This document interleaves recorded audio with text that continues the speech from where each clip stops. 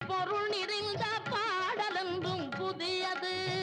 முருகா உன்னை பாடும் பொருள் நிறைந்த பாடலென்றும் புதியது.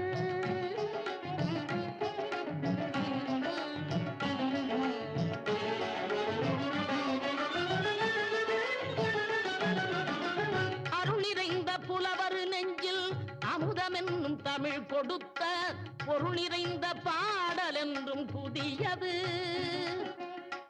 அருள் நிறைந்த புலவர் நெஞ்சில் அமுதமென்னும் தமிழ் கொடுத்த பொருள் நிறைந்த பாடலென்றும் புதியது.